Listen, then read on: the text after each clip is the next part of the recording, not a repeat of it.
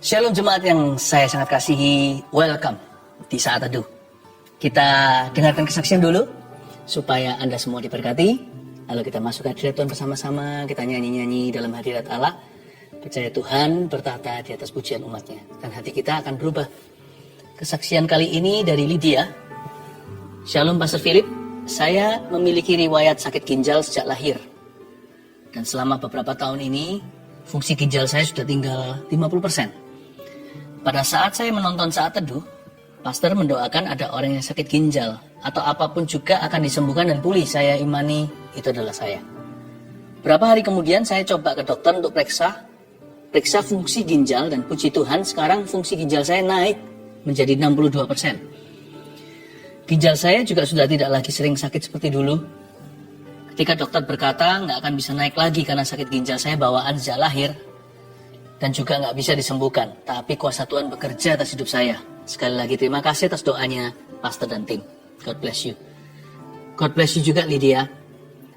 Ada berkat yang diberikan Tuhan instan, tapi juga ada kesembuhan yang progresif sifatnya. Karena itu tetaplah beriman, nanti akan sempurna. Rika Kristiani, Shalom pastor dan tim, nama saya Rika. Saya tinggal di Bali. 2 minggu lalu saya mengalami kecelakaan. Akibatnya tulang punggung saya sakit. Setelah di ronsen, tulang ekor L5 dan L4 ternyata patah. Dokter sarankan untuk dioperasi. Saya mengalami kesakitan tiap hari. Saya duduk, tidur pun rasa sakit. Hari Sabtu saya ikut Saat Teduh. Di akhir ibadah, Pastor Philip mendapat tuntunan Roh Kudus dan berkata, kalau ada seorang yang tulang punggungnya sakit, Tuhan akan renovasi sehingga tidak ada engsel yang copot, dan Tuhan akan ubah bad habitnya yang suka mengeluh. Begitu dengar itu, saya langsung teriak, amin, itu saya. Saya imani bahwa saya akan sembuh tanpa operasi. Dokter rencana lakukan operasi hari Kamis ini, tanggal 24 Desember. Minggu sore saya nangis ke Tuhan, gak mau dioperasi karena merasa takut dan khawatir. Waktu itu saya merasakan sentuhan hangat dan ada suara krek, krek. Setelah itu saya coba tidur, telantang, duduk, bahkan sampai melompat. Gak ada lagi rasa sakit. Dokter nggak percaya, suruh diminta melakukan MRI. Setelah hasil MRI keluar, tulang punggung saya sudah tersambung kembali. Yehovah Rafa. Wow, haleluya. Tiada yang mustahil bagi Tuhan. Yang ini no name. Shalom Pastor Philip. Saat Teduh bersama tanggal 25 November, pastor nyatakan bahwa pastor melihat seorang wanita yang selalu nangis terseduh-seduh di meja rias. Wanita itu nggak bahagia, benci hidupnya, serta putus asa. Tuhan berkata bahwa Tuhan mengasihi wanita itu dan memperhatikannya. Saya adalah wanita itu, pastor. Saya selalu duduk di depan meja rias di kamar saya tiap kali saya Saat Teduh dan berdoa.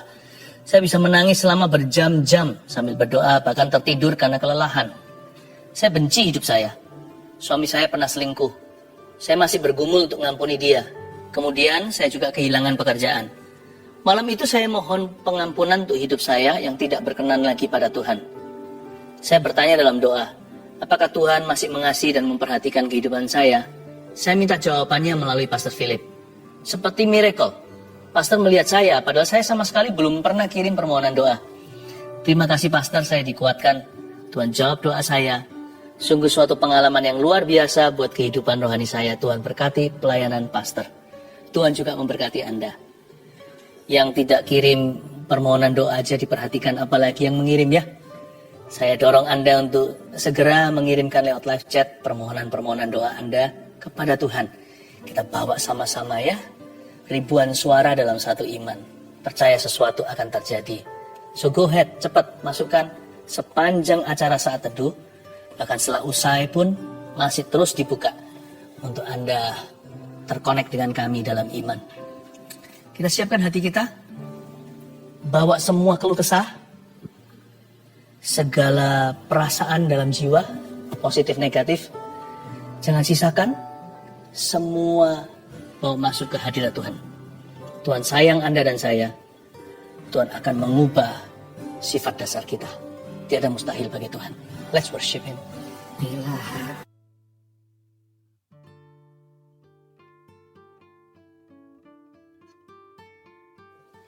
Selamat malam semua, apa kabar? Shalom, shalom. Dan kalau yang nggak live nanti menyaksikan video ini, di jam berapapun Anda menyaksikan ini, Tuhan ada di situ. Ya, Kita mulai dengan kesaksian seperti biasanya. Live chat juga sudah buka. Ini kan YouTube Live. Anda bisa sampaikan permohonan doa. Mulai sekarang bisa komunikasi dengan kami. Tim sudah ready. Saya bacakan dulu kesaksian. Ini dari kesaksian saat teduh yang lalu. Yang ini namanya Indah. Bulan Juli salah satu saat teduh, Pastor Philip bernubuat bulan Agustus adalah bulan titik balik. Akan ada deal-deal yang dari Tuhan. Akan ada jabat tangan sebagai tanda kesepakatan. Saat itu saya menerima dengan bingung, bagaimana caranya ya Tuhan dalam waktu dekat ada rumah kami yang bisa deal. Usaha suami saya di dunia properti pengembang, dan saya adalah agen properti. Akhir Juli kira-kira tanggal 28, ada deal harga dan kami diberi DP salah satu rumah kami. Dan tepat bulan Agustus tanggal 6, kami ada jabat tangan di notaris, transaksi jual beli, seperti yang dinubuatkan Pastor Philip. Kemudian Pastor Philip doa minta perpanjangan waktu sampai bulan September. Dan benar-benar luar biasa Tuhan itu. Di akhir September kami deal harga lagi satu rumah yang lebih kecil. Dan tanggal 12 Oktober kemarin kami jabat tangan sekali lagi di notaris untuk pelunasan rumah. Padahal rumah ini sudah 3 tahun nggak bisa dijual. 3 tahun belum bisa terjual, tapi justru di saat pandemi malah bisa terjual dan cash lagi pembelinya. Dahsyat. Sungguh bersyukur buat apa yang Tuhan berikan kepada kami. Puji Tuhan. Saya senang sekali mendengarkan orang yang bersyukur ya, Tuhan itu baik. Yang ini kesaksian dari tim live chat, tim doanya. Jadi yang melayani nggak dilupakan ternyata. Give, it will come back to you. Ini agak panjang, kesaksian luar biasa. Kira-kira hampir 1 bulan saya sering gatal-gatal di seluruh badan, rasanya nggak enak. Seperti panas, perih, sampai mau garuk-garuk saja.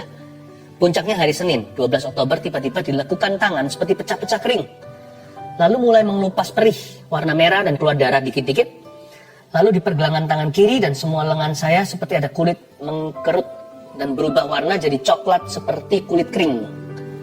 Lalu tanggal 14 Oktober saya tugas live chat. Jadi nggak dengerin Ko Philip saat teduh. Tapi saat itu suami saya mengikuti saat teduh bersama Ko Philip. Malam harinya saya sudah tidur. Sama suami saya saat teduhnya diputar ulang lagi. Saat di akhir Ko Philip bilang, ada seseorang perempuan yang Anda punya alergi tertentu. Itu ditimbulkan oleh lemak dalam tubuh Anda. Karena badan Anda gemuk, lifestyle Anda tidak sehat. Lemak itu membuat badan Anda gatal, sampai dilekukan-lekukan tangan merah-merah seperti darah keluar. Dan Ko Philip bilang kalau Anda dijamah Roh Kudus saat ini, dan Anda disembuhkan. Dalam sebulan berat badan Anda akan turun sampai 5 kilo. Lalu malam itu Sandy Imani namanya nih, dan doakan bahwa itu saya dan saya pasti disembuhkan. Waktu pagi hari bangun tidur sama Sandy, saya diputarin saat teduhnya Ko Philip, dan waktu Ko Philip bernubuat buat orang yang sakit gatal-gatal, kita langsung toleh-tolehan. Sandy cuma bilang, kamu gak doa sama Tuhan masalah gatalmu itu, tapi Tuhan tahu detail loh. Detil sekali segala yang kamu perlukan. Saya memang gak doa sama Tuhan masalah gatal yang saya alami, karena saya kira kulitnya kering saja karena jarang sekali punya waktu perawatan tubuh seperti dulu. #efek sibuk kerja. Terus juga jarang makan sayur. Saya baru sadar ternyata hal sekecil itu pun bahkan tidak saya pikirkan bisa jadi masalah kalau Tuhan tidak campur tangan. Tapi puji Tuhan, Yesus tahu apa yang saya butuhkan. Puji Tuhan sekarang sudah gak gatal lagi. Tangan yang bagian lekukan-lekukan sudah kering, tidak merah-merah sampai seperti darah keluar. Lalu di lengan juga merah-merahnya sudah kering. Di pergelangan tangan juga perlahan kulit mengkerutnya memudar. Yang pasti sudah nggak perih lagi. Lalu yang lebih wow, berat badan saya setiap hari sedikit-sedikit turun. Belum drastis, tapi sekarang sudah 70 sampai 71 kiloan. Dari yang sebelumnya 76,4 kilo. Melalui kejadian ini saya belajar bahwa ketika kita belajar hidup sungguh dengan Tuhan, kita nggak usah khawatir tentang apapun, karena Tuhan sendiri yang turun tangan, yang cover kita hingga detil-detil hidup kita. Apa yang kita pikirkan, apa yang kita butuhkan, apa yang kita perlukan, bahkan sampai apa yang tidak kita pikirkan, yang tidak dilihat mata, tapi kita perlukan, Dia yang menyediakannya bagi kita. Vina dan Joel. Haleluya. Haleluya, saya terharu. Tuhan itu kerjanya dahsyat, nyata sekali. Hari ini giliranmu. Ayo bawa hati untuk menghadap Tuhan Yesus. Dan Insta Live juga sudah bergabung. Mari kita semua satukan hati, satukan iman, bahwa pengharapan kita yang pupus kepada Tuhan. Mari kita menyembah. Apa yang paling nikmat saat kita bersaat teduh? Yaitu kalau kita berdoa dan membaca firman bersama-sama dengan keluarga. Saya berharap Anda satu keluarga juga sama-sama sudah siap menerima firman Tuhan hari ini. Saya bacakan dulu kesaksian untuk menguatkan Anda sekalian, sehingga berkat Tuhan akan mengalir dengan limpah, bahkan di dalam rumah tangga setiap keluarga saat teduh tercinta. Saya bacakan ya. Herlianti memberi kesaksian begini. Sejak saat saya mulai ikut saat teduh bersama, saya merasakan mujizat Tuhan. Ketika pastor doakan orang yang asma dan infeksi saluran kantong kemih, saya imani. Dan tanpa sadar saya sering kambuh infeksi saluran kantong kemih. Ternyata setelah didoakan pastor, tidak pernah kambuh lagi. Saya percaya Tuhan Yesus sudah sembuhkan saya. Anak saya dulu, kalau dia batuk dan tidak cepat diberi obat, biasanya bisa sampai sesak nafas. Dokter pernah bilang itu asma. Namun sekarang asma itu sudah tidak kambuh lagi. Walaupun anak saya kena batuk, puji Tuhan Yesus, Ia sudah sembuhkan kami. Terima kasih Tuhan. Terima kasih Pastor Philip. Tuhan Yesus memberkati pelayanannya. Haleluya. Asma, batuk, sakit apapun, yang ringan maupun berat, dalam Kristus selalu ada harapan ya. Ibu Linda, saya didiagnosa positif COVID-19 di awal Juni 2021. Awalnya, saya tidak merasa gejala apa-apa. Ketika saya konsultasi dengan dokter penyakit dalam, tidak ditemukan tanda-tanda penyakit COVID-19 itu. Dan saturasi saya pun baik-baik saja. Namun rasa takut dan sakit serupa mah itu selalu muncul saat subuh. Sakit sekali rasanya, sampai-sampai saya kesulitan untuk bernafas. Suami saya yang berbeda kepercayaan mulai mendoakan saya dan meminta saya mempercayai keyakinannya. Namun saya menolaknya dan tetap teguh percaya bahwa Tuhan Yesuslah satu-satunya juru selamat. Suatu hari ketika saya menyaksikan saat teduh bersama, Pastor Philip Mantova bernubuat tentang seorang ibu yang minum obat penenang dan obat mah. Ibu itu akan sembuh total. Saya dikuatkan dan beriman bahwa hal itu adalah nubuatan untuk saya. Semenjak hari itu, rasa sakit dan kekhawatiran berlebihan itu perlahan-lahan hilang. Dan saya sudah jarang minum obat lagi. Jiwa saya makin dikuatkan, terutama melalui persekutuan dalam CG. CG di sini cell group ya. Banyak orang memiliki masalah jauh lebih pelik dari saya, tapi kami semua dapat tetap saling menguatkan. Saya percaya hanya Tuhanlah andalan saya. Haleluya. Bukan hanya disembuhkan, tapi juga memperoleh komunitas rohani yang saling menunjang. Puji Tuhan ya, saya berdoa juga keluarga saat teduh tidak ada satupun yang yatim piatu rohani. Semua akan menemukannya. Saya percaya Tuhan memberi kita rumah, bukan hanya di sorga, tapi juga di bumi ini. Yaitu saudara seiman yang peduli. Elita Siregar. Shalom, saya seorang ibu rumah tangga yang selama 10 tahun dipercayakan Tuhan merawat seorang anak cerebral palsy. Selama 10 tahun itu pula saya terus melanjutkan kuliah. Bukan untuk berkarier, melainkan untuk meneliti anak saya. Pada 7 Juli 2021, anak saya meninggal. Saya hampir depresi. Saya merasa semua yang saya lakukan dan harapkan sia-sia dan ingin mati menyusul anak saya. Dalam kedukaan yang dalam tanpa sengaja tayangan ulang siaran saat teduh bersama tentang bebas dari depresi muncul di YouTube. Saya skip, tapi muncul lagi dan lagi. Tanpa minat saya klik dan menonton tayangan itu. Di luar dugaan, firman yang disampaikan saat itu mengubah sikap hati saya. Saya kembali bangkit karena Tuhan belum selesai dengan saya. Kemudian saya ikut ujian CPNS pada tanggal 25 Desember 2021 dan dinyatakan lulus sebagai dosen di salah satu universitas negeri di Depok, Jawa Barat. Saat ini saya yang dahulu hanya seorang ibu rumah tangga telah mulai mengajar di tempat yang baru dan hingga saat ini saya adalah jemaat saat teduh bersama Pastor Philip. Haleluya. Puji Tuhan ya, saya hatinya berbunga-bunga kalau mendengarkan kesaksian seperti ini. Ingin segera mencium kaki Yesus dan berkata terima kasih, semua adalah karena perbuatanmu. Kalau orang lain ditolong, keluarga kita juga. Mari kita masuk ke hadirat Allah. Come on guys, let's worship Jesus together.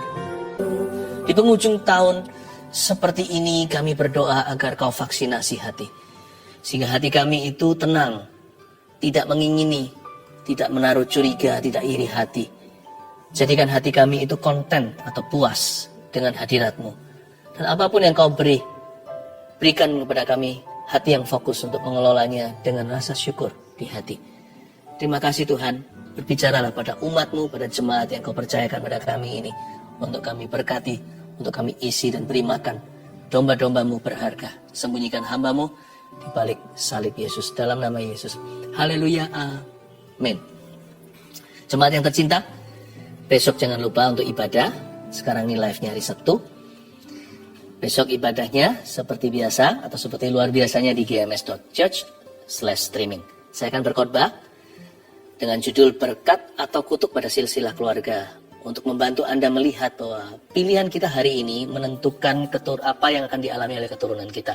Bahkan loh ya, kita bisa mempengaruhi orang tua kita, sekalipun kita di bawah dalam pohon keluarga, kita datang setelah mereka, tapi hari ini hidup kita bisa menjadi pengaruh ke atas dan bawah.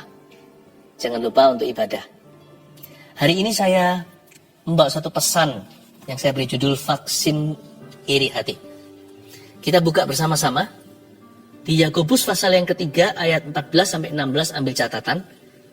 Ini penting sekali karena yang namanya iri hati itu adalah dosa kedua yang masuk di dunia. Adam dan Hawa itu dosanya apa? Mereka itu melanggar firman Allah dengan mengambil dan memakan buah dari pohon terlarang. Jadi dosa pertama itu dosa mengingini atau dosa mencuri. Makanya sampai sekarang manusia suka mencuri kemuliaan Allah. Manusia suka sekali dengan barang yang bukan miliknya, istri yang bukan punyanya, atau apapun juga yang hak milik orang lain. Manusia selalu mengingini dan berniat mencuri. Karena itu kita nggak boleh jauh dari Yesus, supaya kita jangan sampai kembali ke dosa mula-mula. Kita ditebus oleh darah yang berharga, supaya kita punya hidup tidak lagi mengikuti silsilah Adam, tapi silsilah Kristus. Dosa kedua yang masuk ke dalam bumi adalah iri hati dan ujungnya membunuh. Kain bunuh Habil. Jadi jangan pernah anggap remeh yang namanya cemburu atau iri hati itu. Vaksin iri hati kita buka Yakobus pasal 3 ayat 14-16. Kita baca dulu ayat-ayatnya. Saya bacakan. Jika kamu menaruh perasaan iri hati dan kamu mementingkan diri sendiri, janganlah kamu memegahkan diri dan janganlah berdusta melawan kebenaran. Dan bukanlah hikmat yang datang dari atas. Itu bukanlah hikmat yang datang dari atas, tetapi dari dunia, dari nafsu manusia, dari setan-setan. Sebab di mana ada iri hati dan mementingkan diri sendiri, di situ ada kekacauan dan segala macam perbuatan jahat. Jikalau hati yang gembira adalah obat, tapi semangat yang patah keringkan tulang. Nggak usah dibuka di Amsal 14 ayat 30, bunyinya begini. Hati yang tenang menyegarkan tubuh, tetapi iri hati membusukkan tulang. Saya ulang, ada dua Amsal yang berbeda, menunjuk kepada kondisi hati yang tidak sama, tapi mirip sekali meremah. Hati yang gembira itu adalah obat. Jadi orang yang happy itu biasanya akan sehat. Paling tidak kalau bukan fisiknya, jiwanya akan sehat walafiat. Akan punya kehidupan rohani yang sangat healthy. Tapi cepat lambat, orang seperti ini bukan hanya awet muda, dia dapat kekuatan ekstra dari Tuhan. Karena bahagia membuat kita tahan untuk menghadapi tantangan kehidupan. Hati yang gembira adalah obat, tetapi semangat yang patah keringkan tulang. Hari ini, dunia medis aja mengakui banyak sekali penyakit akibat psikis. Orang kalau stres terus itu nggak baik loh, bisa jatuh sakit. Dan salah satu penyakit yang tentunya seringkali kena adalah kering tulang. Akan lebih cepat keropos hidup dan badan. Tapi iri hati sama sekali tidak lebih jinak dari semangat yang patah. Karena di Amsal yang saya sebutkan tadi, hati yang tenang itu menyegarkan tubuh. Tapi kalau sudah ada iri hati dalam jiwa, busuklah tulang.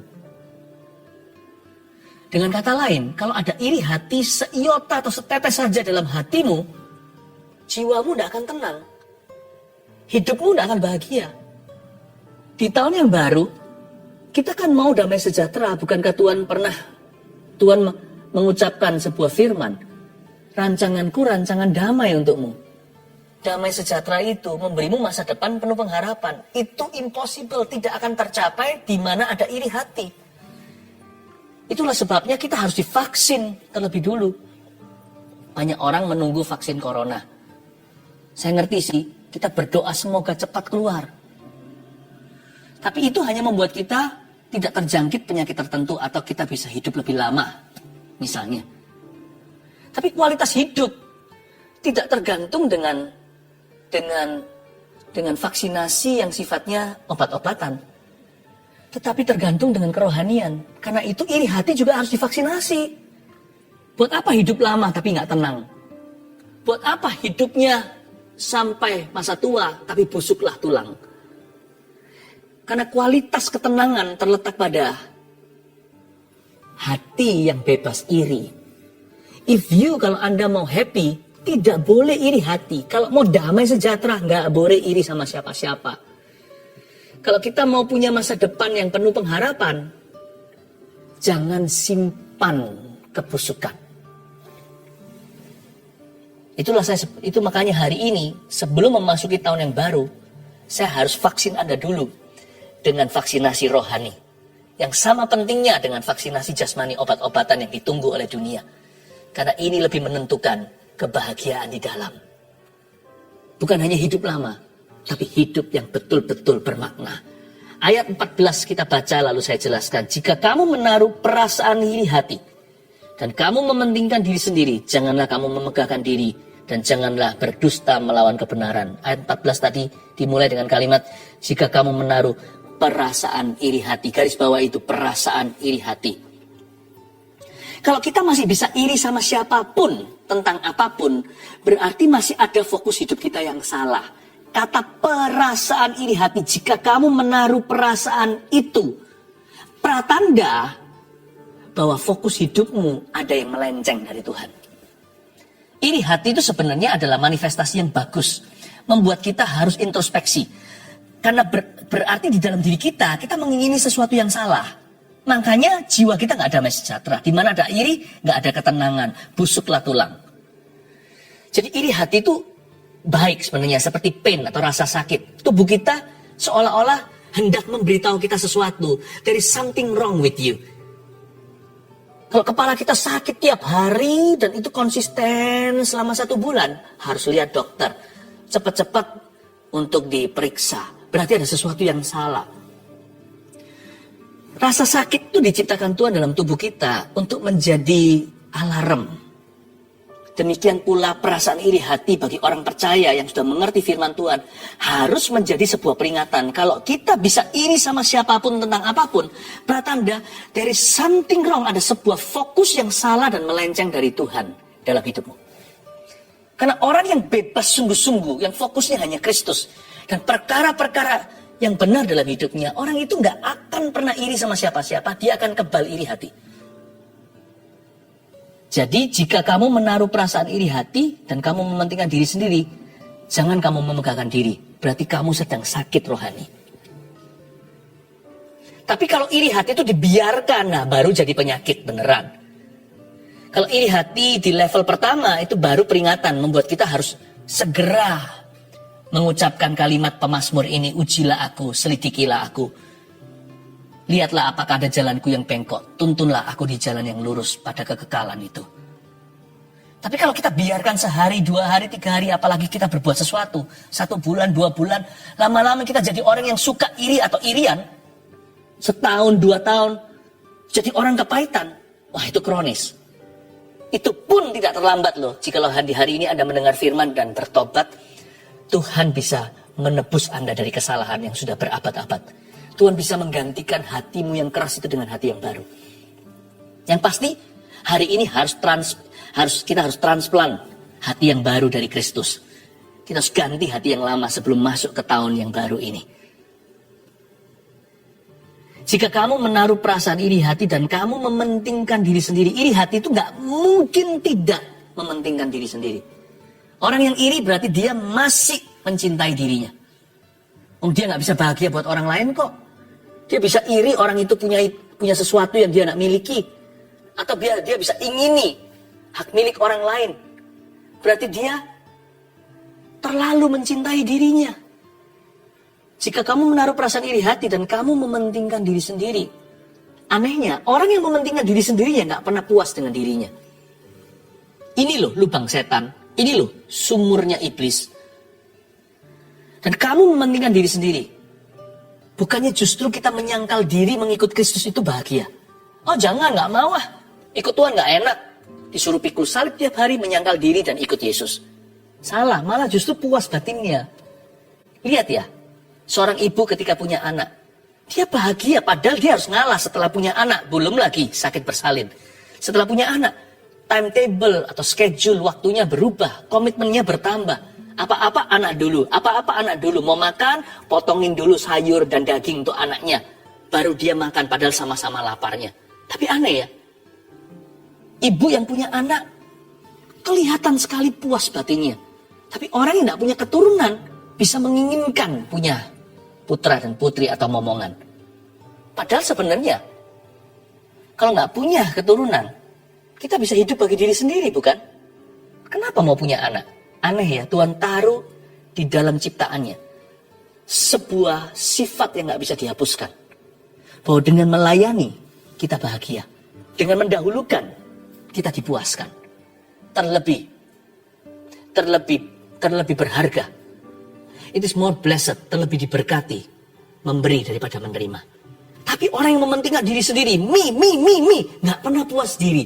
Biasanya orang yang mementingkan diri sendiri, tidak pernah puas dengan dirinya. Dia selalu merasa sesuatu yang kurang. Dia selalu mengingini hak milik orang. Dan dia selalu penasaran dan kejar apa yang dia belum punya. Sedangkan apa yang sudah ada di tangannya, ada di hadapannya, dia enjoy hanya berapa menit saja atau berapa hari sementara. Cepat bosan orangnya.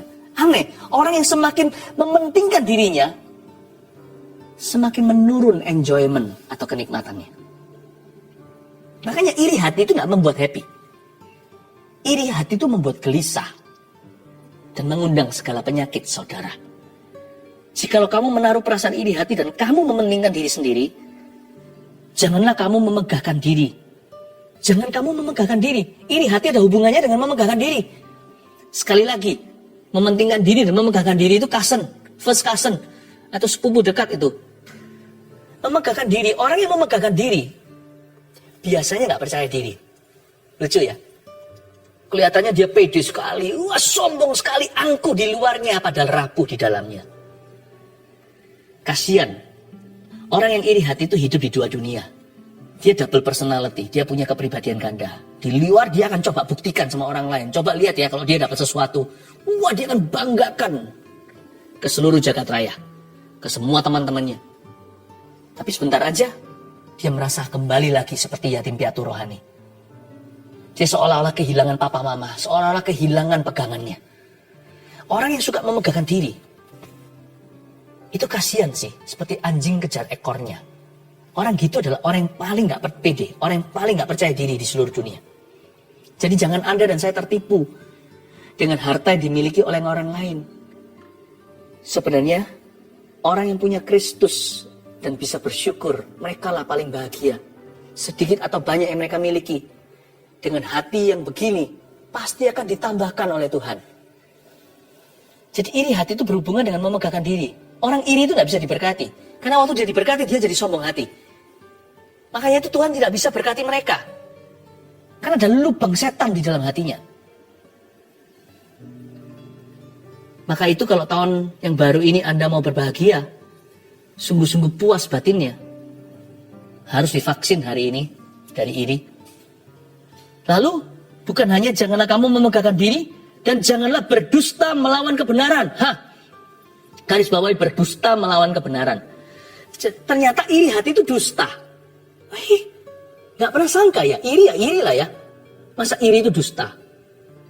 Tapi Alkitab mengatakan orang yang iri hati, dia berdusta melawan kebenaran. Kenapa? Karena akar daripada iri hati adalah fantasi yang tidak teruji. Andai aku punya mobil orang itu kan aku pasti puas batinnya. Andai aku bisa dapatkan yang tidak aku miliki hari ini, pasti aku happy. Dia entertain atau memanjakan dusta setan di dalam jiwanya. Dia mengandai-andai, berangan-angan apabila, jikalau dan apabila itu terlalu banyak di dalam batinnya. Apabila aku memiliki itu, aku pasti bahagia. Jikalau semua keinginanku dipenuhi, kan pasti aku happy. Fantasinya tidak teruji. Berdusta melawan kebenaran. Orang begini suka berkeliaran di black marketnya setan.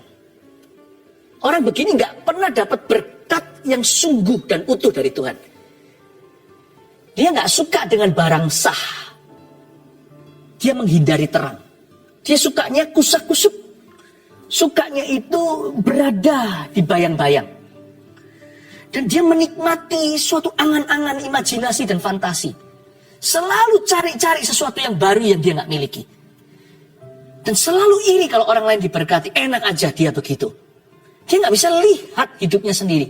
Nggak bisa merasakan hidupnya sendiri. Nggak bisa menikmati kasih karunia-Nya sendiri. Orang seperti ini akan selalu penasaran. Belum mati sudah gentayangan. Dan dia sukanya keluyuran di black market atau pasar gelapnya setan. Selalu cari sesuatu yang dia belum punya.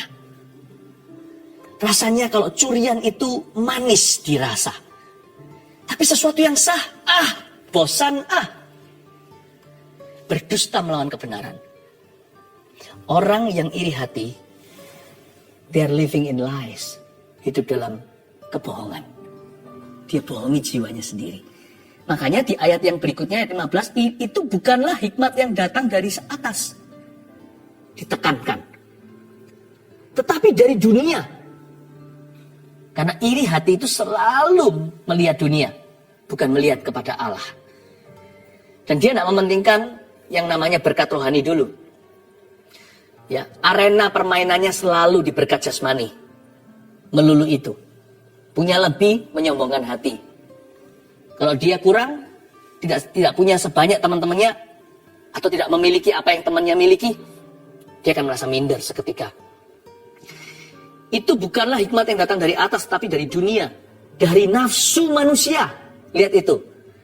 Black marketnya setan. Yang di otak-atik dirangsang itu adalah nafsu manusia. Dosa mula-mula. Jangan lupa loh. Iri hati itu dosa purbakala. Dosa nomor 2 yang masuk ke dunia. Dan ujungnya membunuh. Kalau Adam makan dari buah terlarang. Karena dia mengingini dan mencuri. Berakhir terusir dari Taman Eden. Iri berakhir murder atau pembunuhan. Dari setan-setan, saya ulang lagi, itu bukanlah hikmat yang datang dari atas, tapi dari dunia, dari nafsu manusia, dan dari setan-setan. Berkeliaran di black marketnya Lucifer. Ayat 16, sebab di mana ada iri hati, Anda tidak mau ini di tahun yang akan datang, di tahun baru, di masa depanmu. Di mana ada iri hati, baik itu dalam keluargamu, atau dalam pekerjaanmu, atau dalam ministry pekerjaan, dalam pelayanan, bahkan dalam gereja Tuhan. Karena gereja kan diisi dengan manusia, orang-orang berdosa juga. Atau bisa-bisa sembunyi-sembunyi, berada dalam hatimu diam-diam secara pribadi. Pokoknya, sebab di mana ada iri hati, ini hukumnya. Sebab di mana ada iri hati dan mementingkan diri sendiri, di situ ada kekacauan dan segala macam perbuatan jahat. Ini seperti hukum gravitasi, jangan dilawan. Kalau kita lompat dari tingkat 10 pasti jatuh dan mati. Minimal luka parah. Jangan dilawan hukum jasmani. Hukum rohani juga ada. Di mana ada iri, di situ ada kekacauan, chaos, dan segala macam perbuatan jahat. Kalau Anda mau mengisi tahun baru Anda dengan yang namanya lawan katanya kekacauan adalah ketenangan.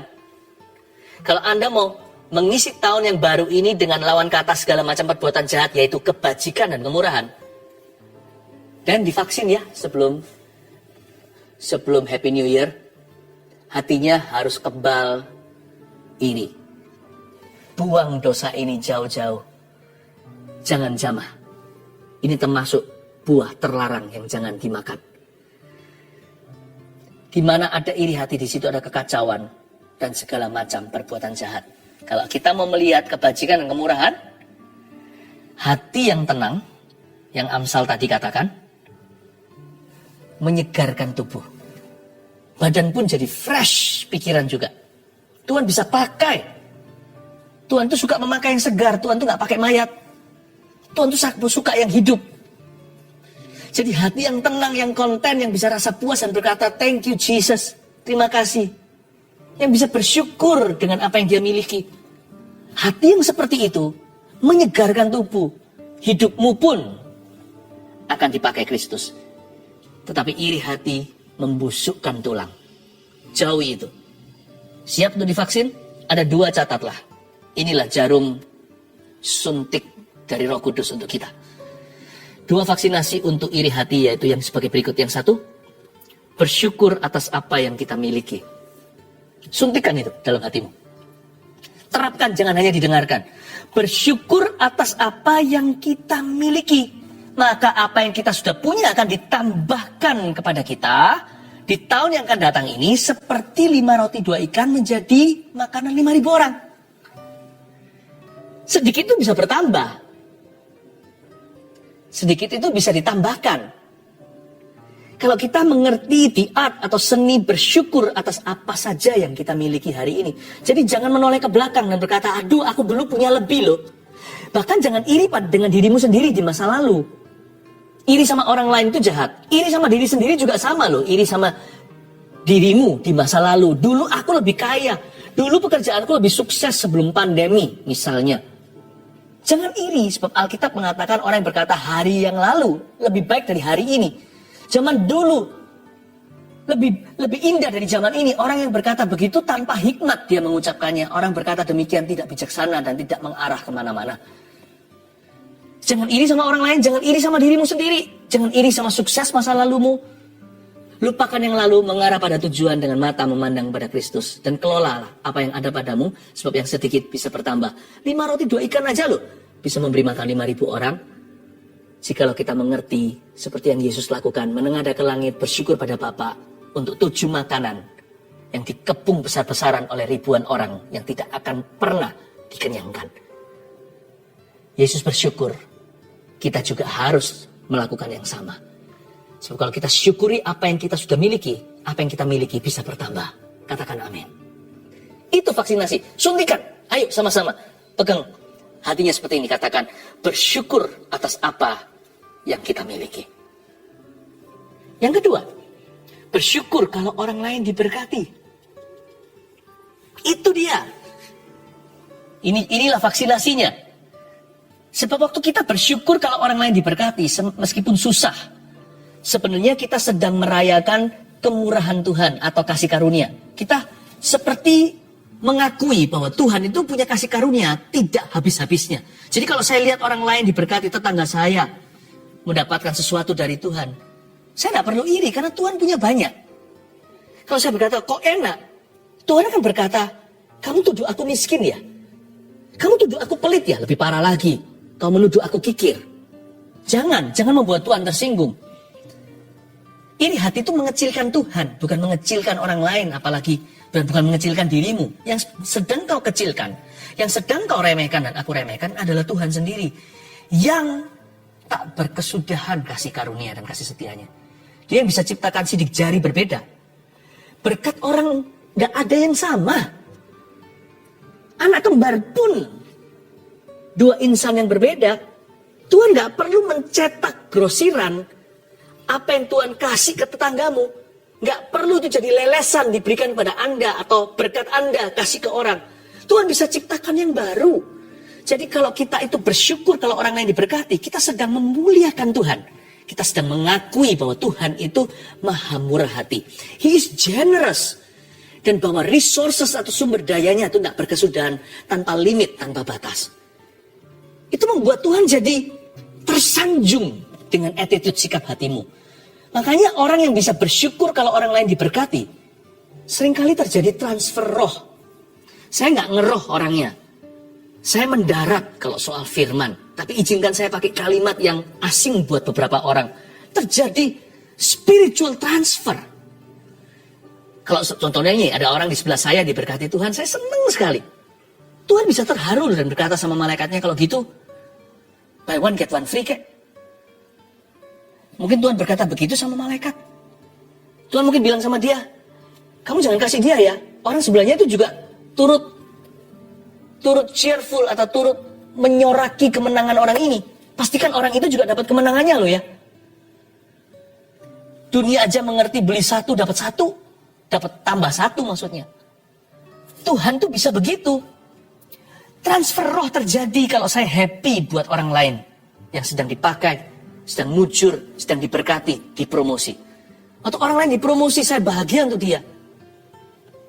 Akan terjadi transfer roh. Tanpa saya sadari, supaya kalau saya bahagia buat orang lain itu tulus, bukan memanipulasi.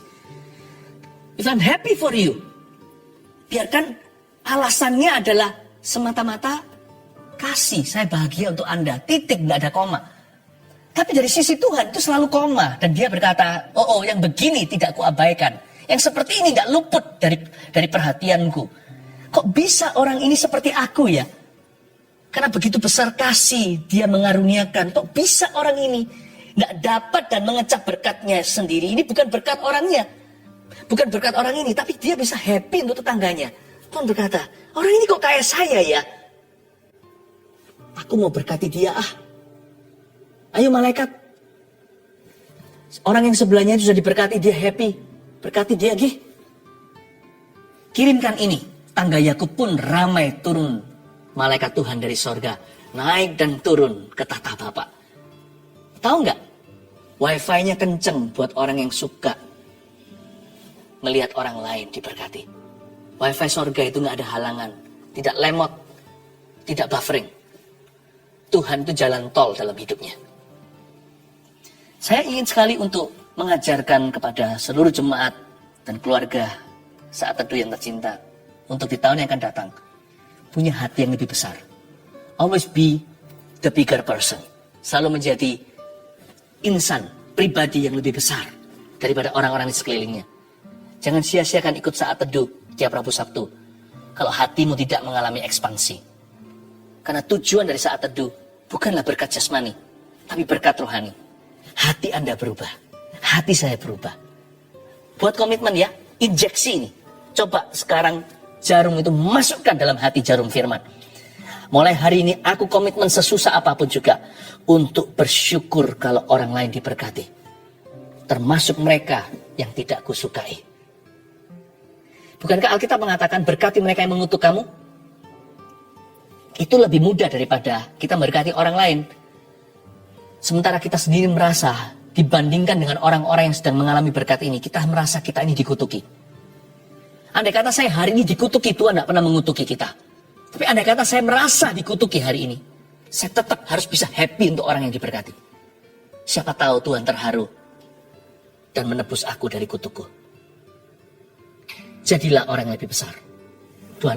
Tuhan pasti akan terharu. Ini bukan manipulasi. Inilah dampak tulus hati di hati Kristus hari ini. 2 injeksi ini selesai dengan ini. 2 vaksinasi untuk iri hati. 1, bersuka atas apa yang kita miliki. 2, bersyukur atas apa yang kita miliki. Yang 2, bersyukur kalau orang lain diberkati. Lakukan ini, maka hatimu akan tenang. Segarlah tubuhmu di tahun yang baru. Dan tidak akan busuk tulangmu. Sebab Tuhan akan meremajakan apapun yang Anda kerjakan menjadi baru. Thank you Jesus. Welcome di saat teduh yang sudah dinanti-nantikan semua orang. Hari ini kita mau masuk hadirat Tuhan, minta Tuhan menguji hati kita. Sehingga hati kita senantiasa dibersihkannya.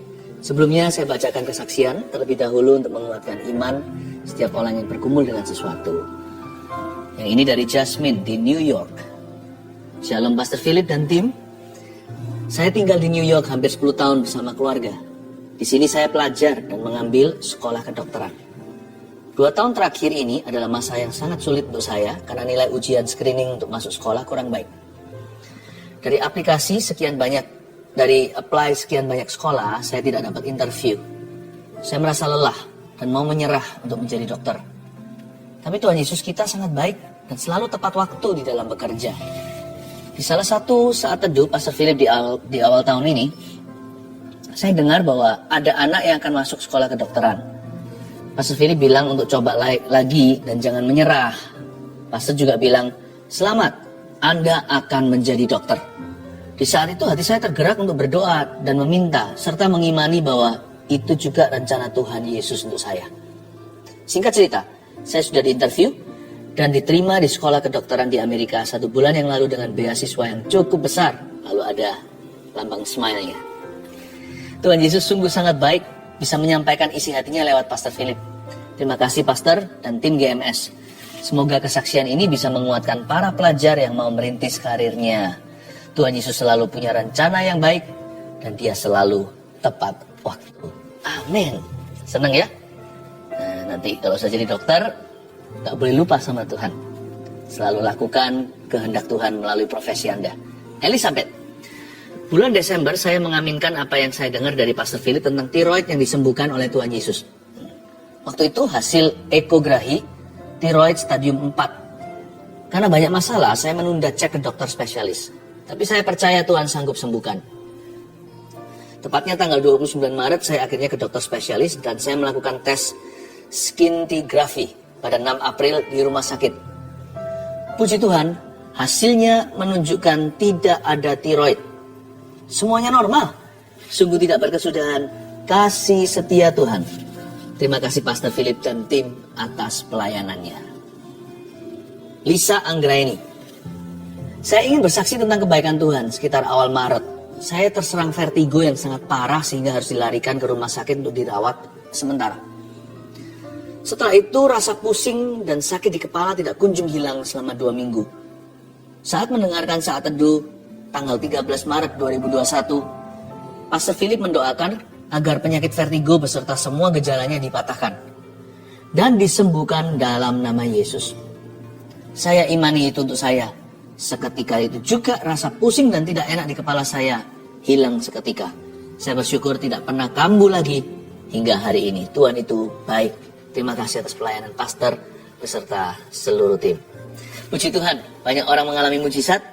Mari kita doakan hari ini giliran Anda yang menanti-nantikannya. Tapi sebelumnya, mari bawa hati kita. Biar Tuhan selidiki, biar Tuhan murnikan, dan biar Tuhan menjamahnya. Haleluya. Tablet yang tumbang tangan, tapi sebelumnya saya beritahu apa yang saya rasakan. Saya rasakan ada di antara Anda, tidak sedikit sebenarnya, yang bergumul dengan penolakan manusia. Sebagian disakiti teman, pacarnya, atau ex-nya, bahkan suami atau istrinya.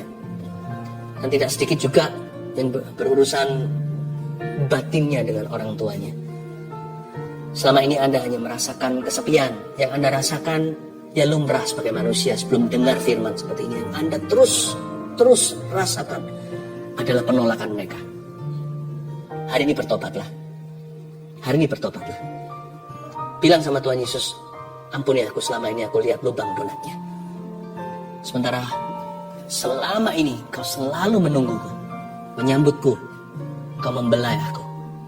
Saya bisa rasakan di belakang saya ini seperti semutan. Dan saya tahu hal-hal seperti ini peka. Ini bukan perasaan saja, bisa saja fisik. Tapi bisa saja tubuh saya menangkap sinyal-sinyal hadirat Tuhan ada di sini. Seperti ada belayan-belayan. Saya rasakan belayan itu sebenarnya untuk Anda. Saya hanya menjadi kepanjangan lidah. Lalu di antara Anda sekarang, beberapa orang merasa seperti di lehernya sini seperti ada sesuatu yang naik turun. Tiba-tiba semua kebencian, penolakan, kepahitan itu muncul semua ke permukaan. Naik turun. Seperti ada sesuatu yang mau dikeluarkan, seperti mau muntah. Di sebelah sini.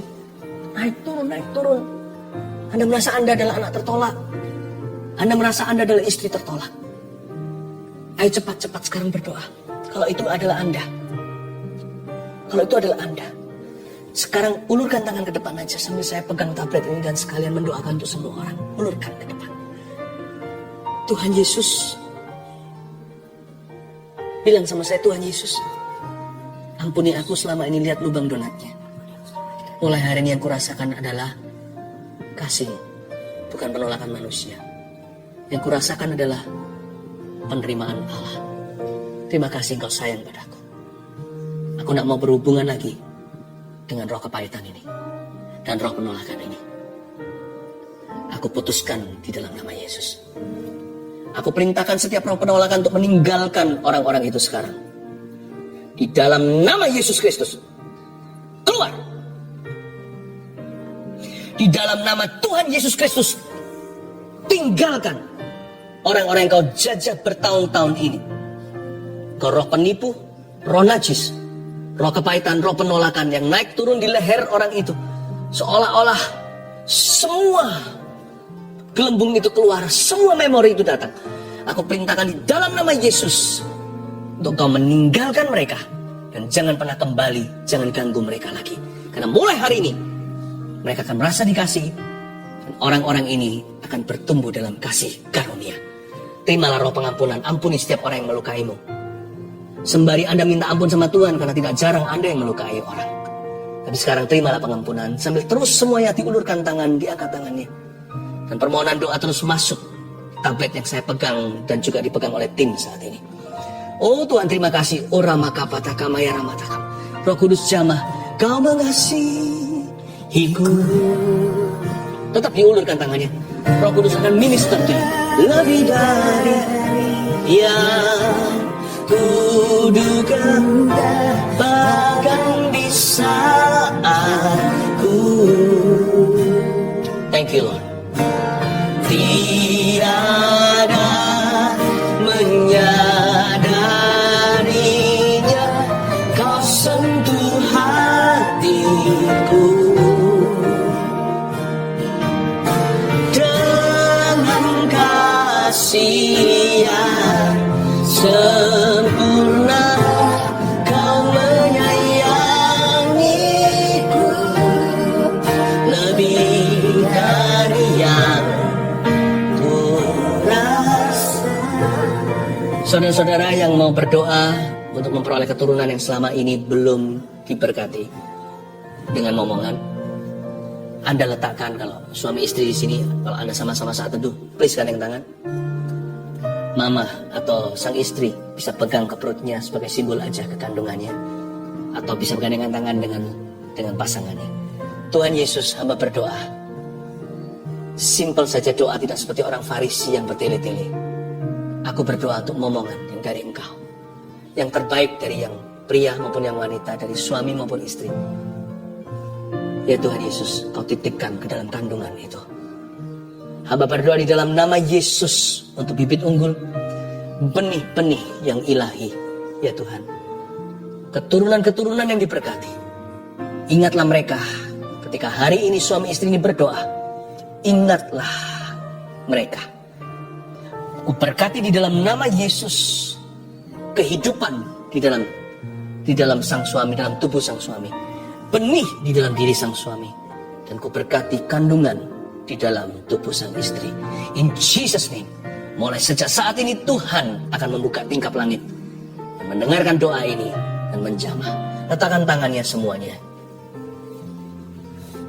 Ada seorang anak yang baru saja ulang tahun 4 tahun. Anda berkata seperti ini, orang tua. Aku percaya nanti ulang tahun ini ada mujizat terjadi. Dia berbicara, tapi sampai sekarang belum berbicara. Waktu kemarin dia ulang tahun, Anda kecewa sekali rasanya kok Tuhan tidak dengarkan doa. No. Yesus datang terlambat untuk membangkitkan 4 hari, ingat. Dia sudah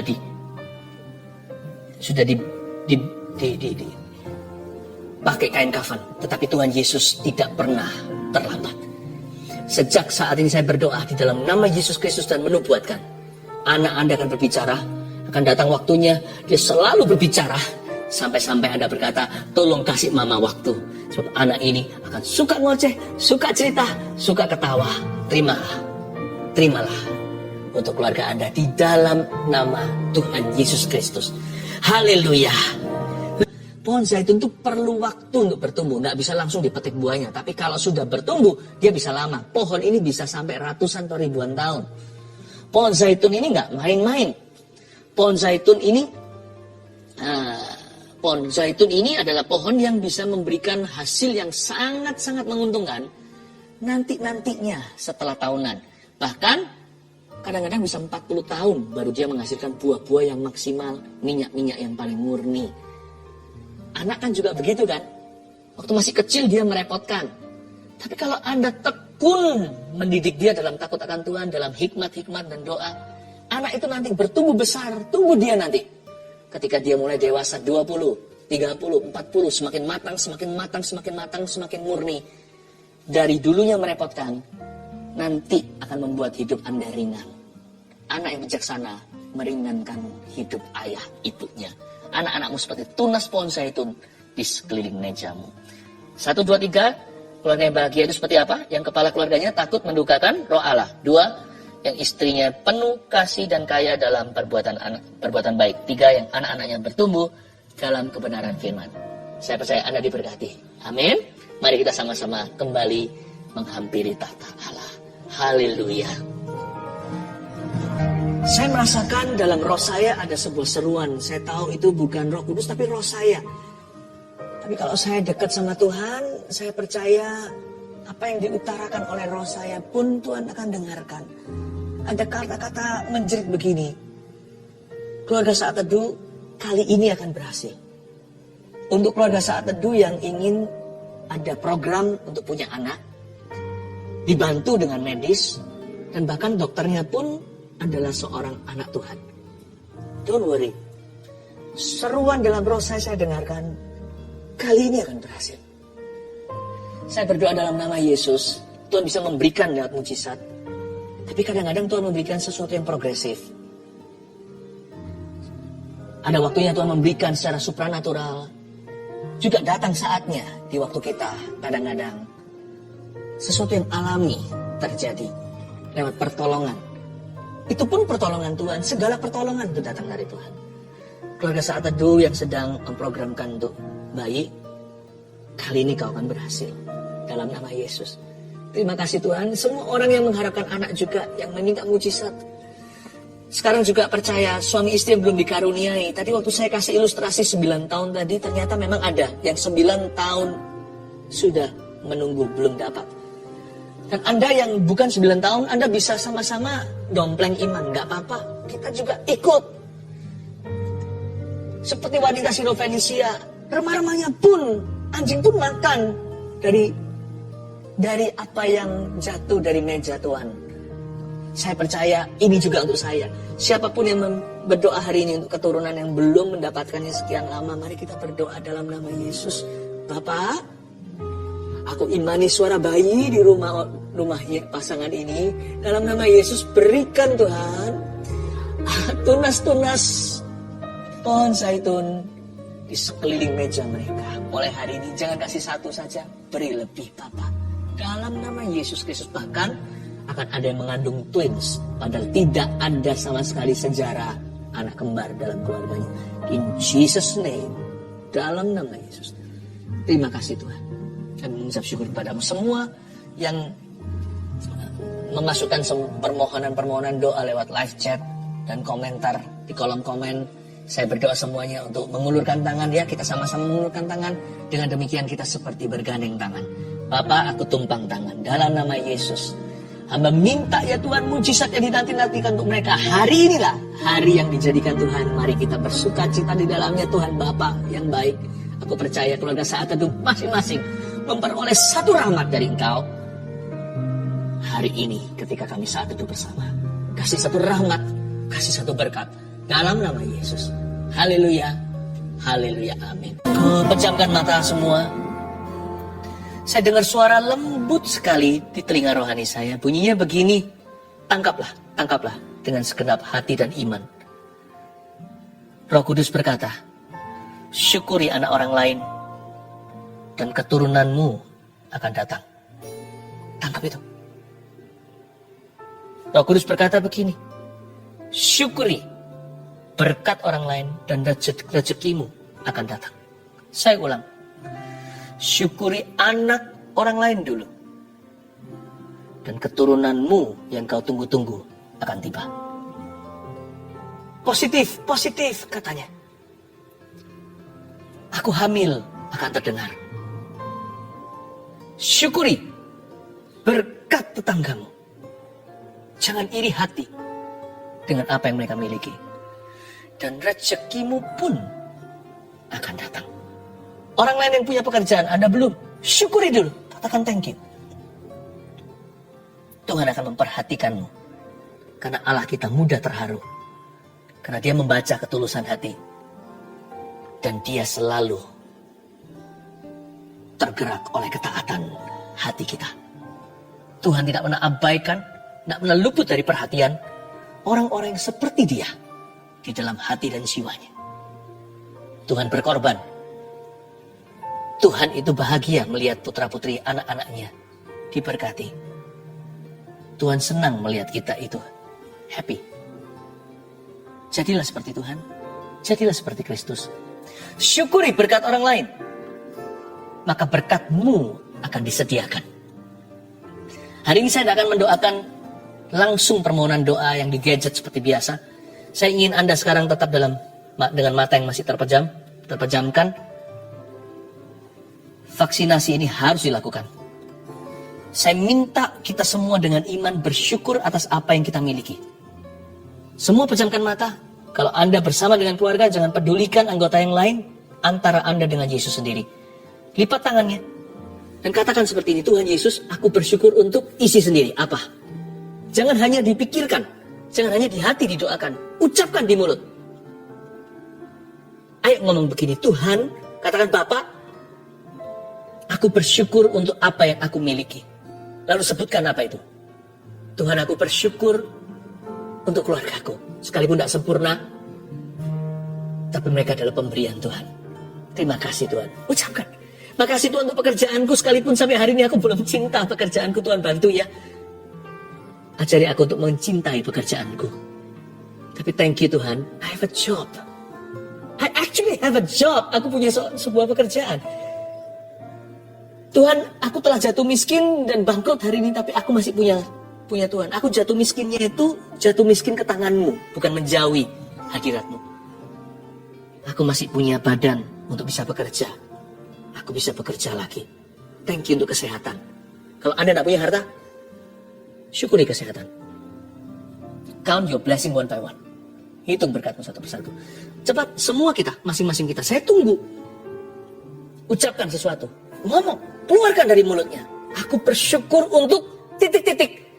Isi sendiri. Sudah? Yang kedua, bersyukur kalau orang lain diberkati. Ingat seseorang yang diberkati. Jangan syukuri diri sendiri, syukuri orang itu. Aku bersyukur si ini diberkati begini, si itu diberkati begitu. Syukuri. Syukuri. Transfer roh akan terjadi. Berkat orang bisa pindah. Meskipun tidak diambil dari mereka. Bisa melipat ganda. Tahukah talenta itu bisa dipindahkan. Yang satu yang malas itu dipindahkan ke yang punya 5. Kalau itu pindah karena kesalahan dari hamba yang malas. Tapi kalau dipindahkan karena kebenaran juga bisa. Abraham percaya diperhitungkan sebagai kebenaran. Dan dia diberi keturunan. Transfer roh terjadi.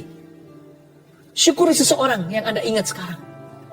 I bless that person. Bahkan Anda masukkan sekarang, masukkan di live chat ini. Beritahu, aku mau doa untuk tetanggaku. Doakan mereka juga bisa, nggak hanya syukuri. Anda bisa memasukkan permohonan doa. Jangan hanya untuk diri sendiri. Hari ini, masukkan permohonan doa untuk dirimu dan untuk orang lain juga. Bisa? Supaya kita tidak egois hidup bagi diri sendiri saja. Tuhan mau ajari ekspansi hati di episode Saat Teduh kali ini. Masukkan itu. Mari ulurkan tangan sekarang ke depan. Saya akan tumpang tangan pada gadget ini, Tuhan Yesus. Oh, doa-doa sedang dimasukkan. Baik untuk mereka masing-masing secara pribadi maupun mendoakan tetangganya, mendoakan saudaranya, keluarganya, temannya, bosnya, rekan kerjanya, pendetanya, jemaatnya, mendoakan bahkan musuh-musuhnya. Tuhan Yesus dengarkan. Allah Maha Terharu. Tuhan dapat dijamah lewat ketaatan dan kebesaran hati. Terima kasih Tuhan, kau jamah umatmu, lawat umatmu. Saat ini Tuhan, yang sakit kau sembuhkan di dalam nama Tuhan Yesus Kristus. Yang merana jiwanya Tuhan, hari ini kau beri damai sejahtera. Yang membutuhkan sebuah mujizat yang sudah dinanti-nanti, Tuhan memperhatikan. Tuhan Yesus Maukah Engkau memberkati umat kesayangan dan pilihan-Mu? Tuhan Yesus, kabulkan doa mereka yang sesuai firman. Hari ini firman telah dibagikan. Sudah ada di dalam diri umat-Mu dan umat-Mu dalam firman. Apa yang mereka minta, apa saja di dalam nama-Mu, asal sesuai firman Tuhan. Tuhan kabulkan di dalam nama Tuhan Yesus Kristus. Terima kasih Tuhan. Banyak penyakit tulang yang disembuhkan Tuhan saat ini. Oh Tuhan, terima kasih Tuhan.